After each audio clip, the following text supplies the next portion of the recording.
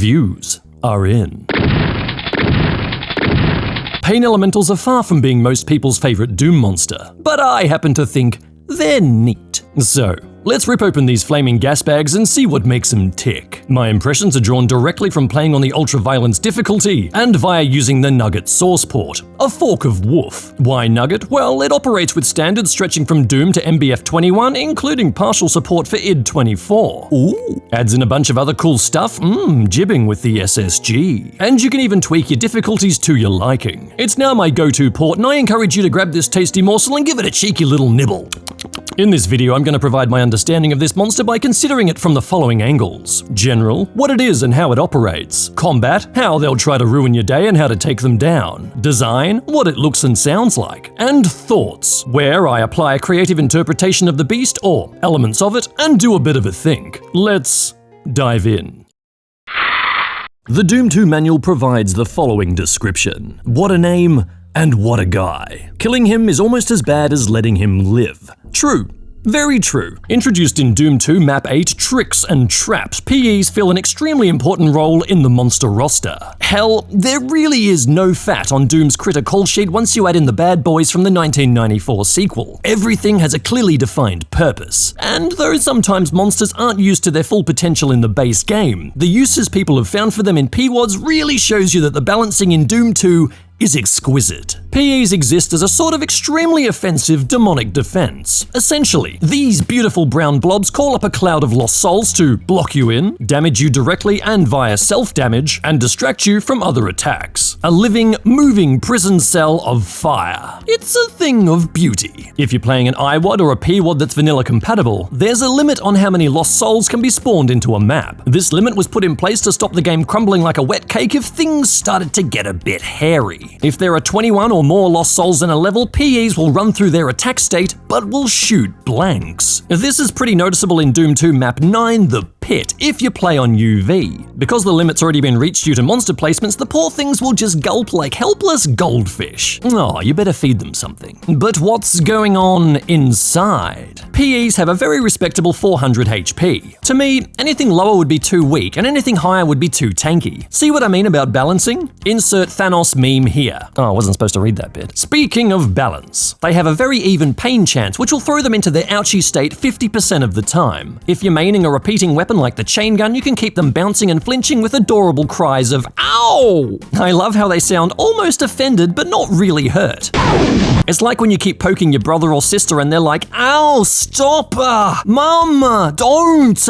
Except your siblings rarely erupt in a fiery explosion. They've got a middle-of-the-road Doom speed value of 8, which a great score of other monsters also have. So it's the general strolling value for the game, what I would call normal speed. PEs are one of the few monsters in Doom that can't normally be resurrected by an archvile due to the fact that they burn up and leave no corpse. Monsters that can be resurrected have a final frame in their death state with a duration of -1, which leaves a body. Their resurrection or raise state then plays their death in reverse and throws them back into their C state. PEs have a death that runs through the eruption animation and then just concludes. However, interestingly, they do have a raise state and can be reconstituted if they get crushed, which leaves behind a mass of blood and bone. This requires some extremely precise circumstances though. The monster must be crushed when dying between the call of A fall and the S null state, which tells the game to remove them. Archie runs up to the gore, does his magic trick, and hey presto, new pain elemental, who this? And if you're playing on strict vanilla compatibility, you'll be gifted a ghost PE, which is nice? I guess? He needs some milk! When it comes to monster infighting, PEs will never be targeted by other monsters because lost souls do their attacking for them, and as such will take the full force of the infighting ire. PEs can still engage in infighting if, say, they cop a stray hit from another monster by accident. This means that if you don't take them down, these chubby brown bastards will fill up an area with lost souls as they fight an enemy that won't fight back. They'll also spit souls at their own souls if their babies rush another target and they get in the way. It's pretty loopy and very cool. Awesome work, id. Love it. Speaking of taking them down.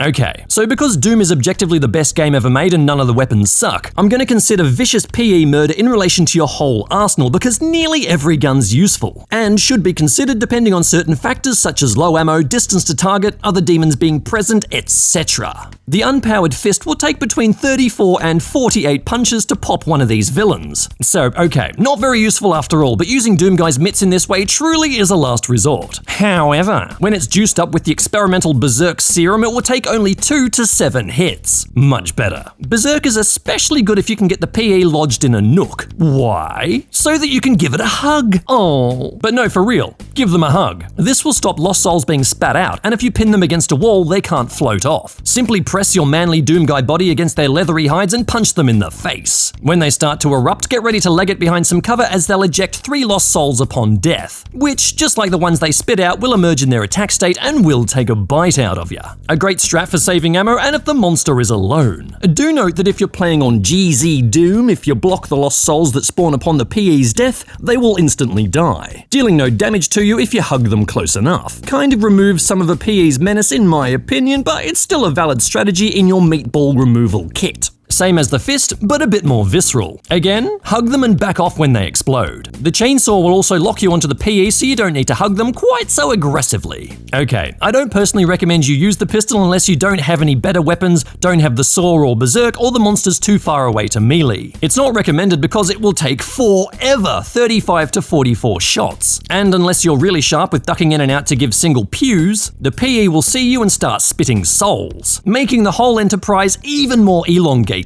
You're better off ignoring the monster and trying to look for more ammo or a better weapon. I mentioned ducking in and out with the pistol, and that's what I'd recommend with the shotty. 5 to 7 shots will see your target pop, which is hardly anything at all when compared to the pistol. As a mapper, I quite like putting a player up against a PE with the shotty, with just a few nuisance enemies around the place like some imps to raise the temperature a bit without being too nasty. This way you can feel accomplished and have a nice level of challenge before getting your hands on something tastier. But admittedly, as a mapper, I also like reducing lost soul health to around 40 instead of 100. So you can take them out with a single shotty blast to keep the action rolling instead of being terribly drawn out. Yeah baby, now we're talking. If you can, hug the PE like with the melee weapons and send out your shots at point blank range. This way all the pellets connect, maximizing your damage output. The average number of shots has a very small range, just 2 to 3, assuming every pellet hits.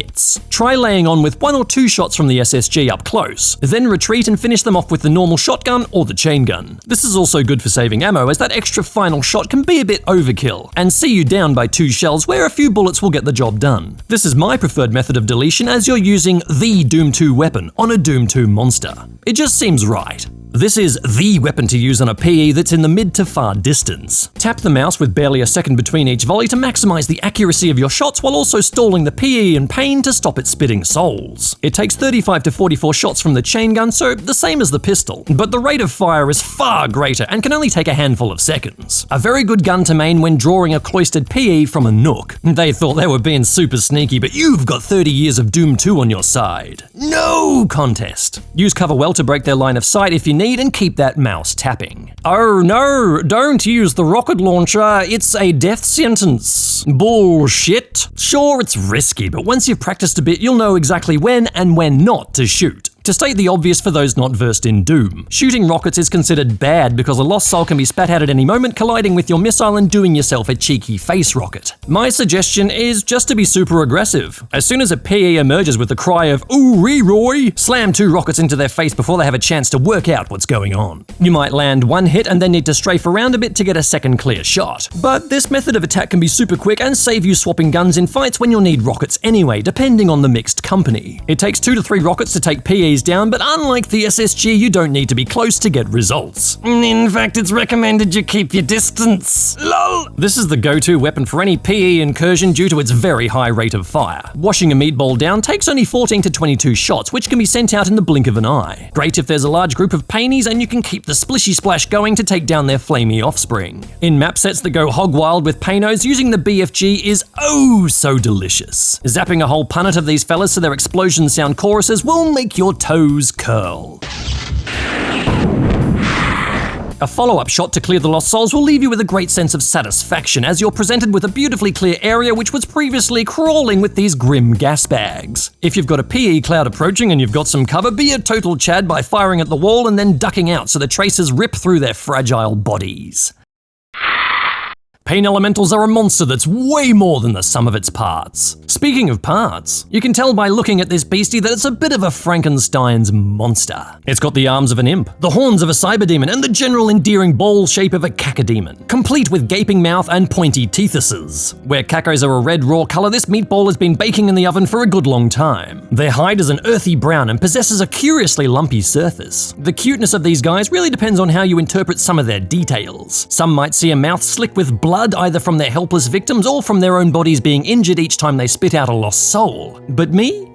I see lipstick. This takes away any menace and makes them seem so damn cute. Like cacodemons, they also possess those mysterious holes, which John Romero still refuses to talk about despite the petition containing over 100,000 signatures. My interpretation, like cacos, is that these orifices are used to vent gases, allowing them to hover above the ground. I really love the delicate detailing applied to their faces when they attack. This yellow glow which makes their pupils shine, and the hint of a lost soul materializing is just perfect. Their sounds are wonderfully weird. Their wake-up is a hoarse chorus of multiple voices which rises and falls. It scared the crap out of me when I first heard it. It's very strange and spooky and helps to add further mystery to an already enigmatic critter. According to Dutch Kino, it's a sped-up stock monster growl, which seems to have then been chorused and perhaps had some tremolo put on it so that it fluctuates. As already stated, they let out a sharp ow when hurt.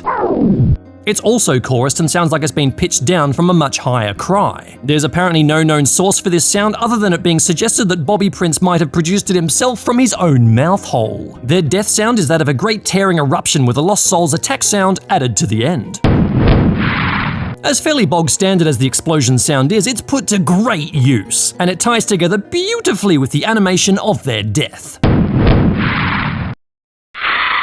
Alright, let's go out on a limb and get a bit weird. Pain elementals are not only an important part of the demonic war machine, but I feel that they're a super important part of Hell's ecology as a whole. And this all stems from how I think demons are actually created in Hell. Due to their robust, very physical qualities, I consider beasts like Pinkies, Imps, Hell Knights, and Barons the beef of Hell's armies, as being birthed from the very ground of Hell, which is rich in demonic energy. This concept may be a bit disappointing to those who favor a more, conventional method of demon reproduction. But I like to think that Hell itself is a living being, albeit one that's inconceivably vast. If we hang on to this idea of Hell's landscape being alive, like a great field of flowers, it would surely need fertilizing, wouldn't it? And what would be a hellish bee but a lost soul, of course? Buzzing here and there, flitting to and fro, carrying Hell energy from one spot to another, impregnating the ground and allowing the endless forces of Hell to time and again regrow its armies, to continue the never-ending legacy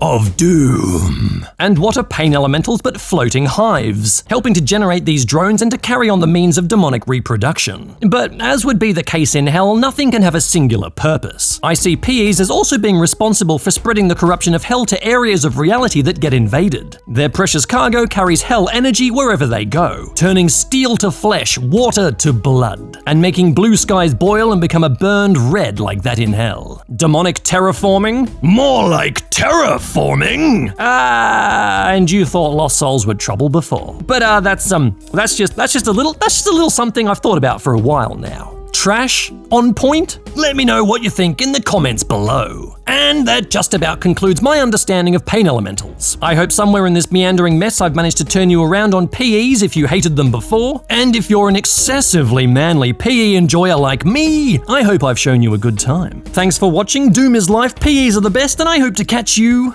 next time. Bye-bye.